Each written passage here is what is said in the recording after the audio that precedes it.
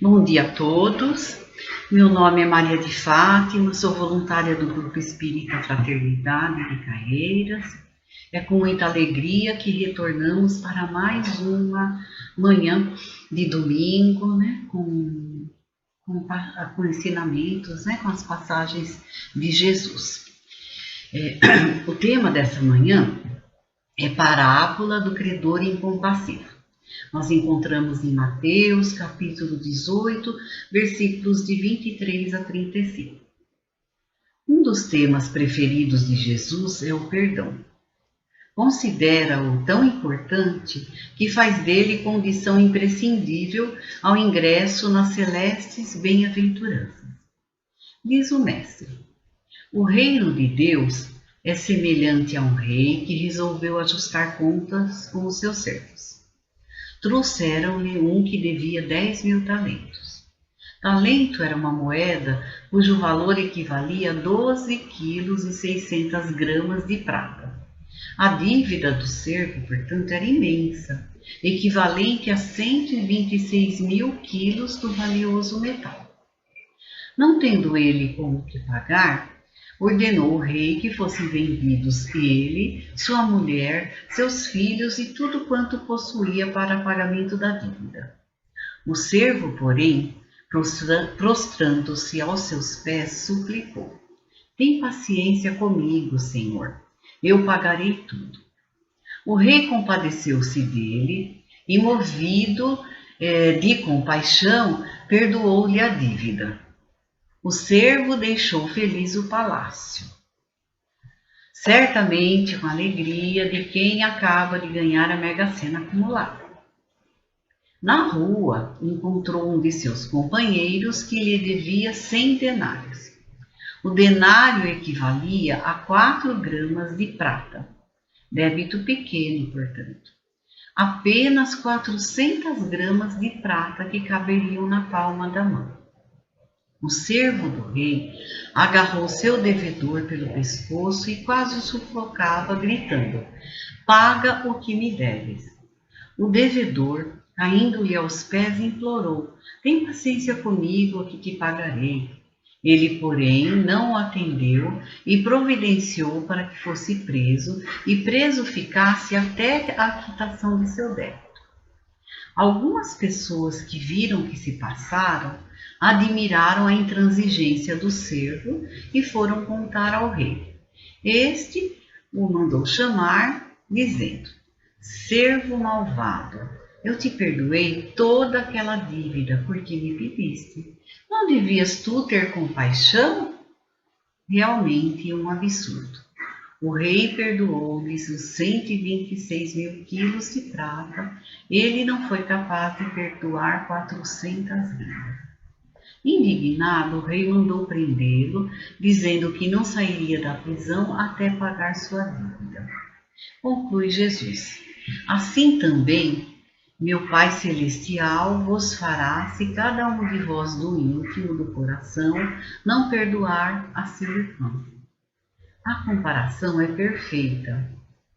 Espíritos atrasados, orientados pelo egoísmo, habitantes de um planeta de provas e expiações, certamente trazemos grandes comprometimentos com as leis divinas, resultantes de infrações cometidas no pretérito. Algo tão pesado, tão grande, que Deus até nos concede a bênção do esquecimento, a fim de não sermos esmagados pelo peso de nossas culpas. E sempre que pronunciamos o Pai Nosso, a oração dominical que muita gente repete às dezenas em suas rezas, reconhecemos que somos devedores ao rogar: perdoe nossas dívidas. Esquecemos a contrapartida que condiciona o perdão divino, assim como perdoamos aos nossos devedores. A parábola põe em destaque o ensinamento de que é necessário perdoar aos devedores, para também merecermos o perdão de nossas faltas. E para estimular-nos na conquista dessa virtude, o Pai Celestial nos favorece com sua bondade e misericórdia, concedendo-nos oportunidades de quitação em cada reencarnação. Todavia, não se pode esquecer que não é Deus quem castiga. As leis de Deus se exercem com rigor e precisão a cada qual, e cada qual colherá o que semeou. Assim, não há propriamente perdão das faltas cometidas, mas o ressarcimento delas pela prática de atos meritórios. E o perdão precisa ser amplo, geral e incondicional. Mas para que se torne possível, para facilitar a decisão de perdoar continuadamente, é preciso ter sempre em mente que as pessoas não são propriamente más, e sim frágeis. É por causa da fragilidade do caráter, da fraqueza e da vontade que as pessoas são arrastadas pelo egoísmo, pelo orgulho, prepotência, incivilidade e se tornam presunçosas. Mesmo porque cada qual colherá o que semeou. Por isso não precisamos odiar os desafetos, pois a própria vida se encarregará de endireitar-lhes a trajetória. Portanto, é certo que mais dia menos dias receberão tudo na mesma moeda. André Luiz adverte que a ação do mal pode ser rápida, mas ninguém sabe quanto tempo levará ao serviço da reação, indispensável ao restabelecimento da harmonia da vida, que quebramos com nossas atitudes contrárias ao bem. A bobeira de um minuto pode resultar em decênios de sofrimentos para consertar os estragos que fazemos em nossa biografia espiritual quando não exercitamos o perdão. Mas, se a dificuldade de perdoar ainda somarmos os danos que causamos aos nossos semelhantes, como é que fica, né? Para ilustrar esses ensinamentos, comentaremos uma história que está no livro E para o Resto da Vida. O título é A Tábua. Quando menino, eu era traquinas, rabugento, respondia tudo o que me dissessem e não contribuía absolutamente para que nossa casa fosse um paraíso. Muito pelo contrário. Meus pais me aconselhavam com paciência infinita e com muito amor, sem que eu, entretanto, seguisse os seus conselhos. Um dia papai me chamou para conversarmos.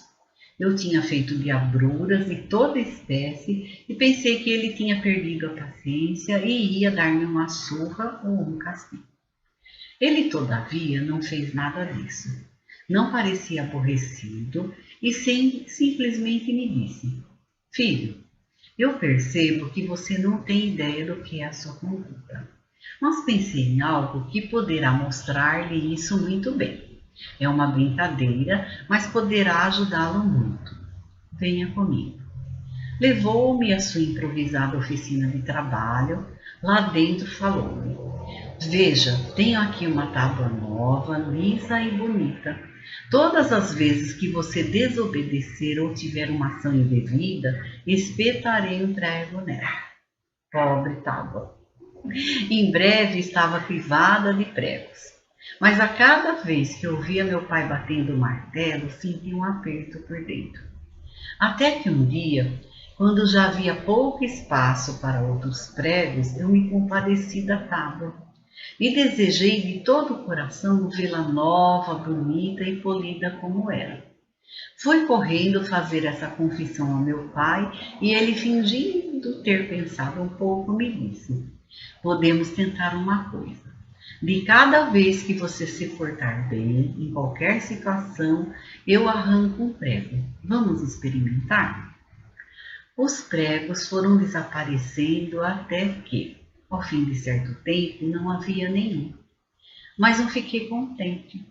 É que reparei que a tábua, embora não tivesse pregos, guardava as marcas deles. Discuti isso com meu pai, que me respondeu: É verdade, meu filho, os pregos desapareceram, porém as marcas não foram apagadas. Acontece o mesmo com o nosso coração. Cada má ação que praticamos deixa nele uma marca feia. E mesmo que deixarmos de cometer a falta, a marca fica lá. É a culpa. Nunca mais me esqueci daqueles pregos e da tábua. E passei a tomar muito cuidado para que a sensação da culpa não marcasse daquela forma o meu coração. Essa experiência me fez pensar muito.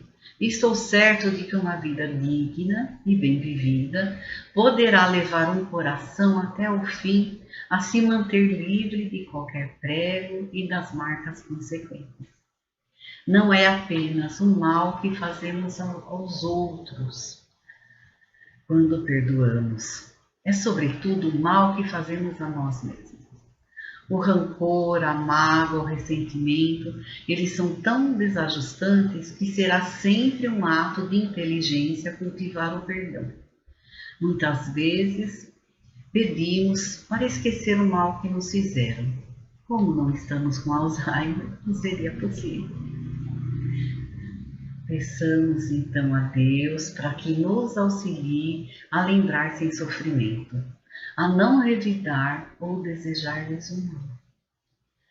E que essa lição sirva para todos nós, né? Não é apenas o menino, né, que cometia certos desafios, né? Que não levemos sofrimento ao próximo para que não deixe marcas no nosso coração. Que possamos deixar então de ser causa de sofrimento aos que nos acompanham. Hoje é o que tínhamos para falar sobre o tema, né? Um tema tão importante que devemos estar refletindo diariamente. Que tenhamos todos uma semana abençoada, que Deus então nos ampare, nos abençoe e que os nossos mentores, nossos anjos guardiães possam nos fortalecer no caminho do bem. Muita paz a todos.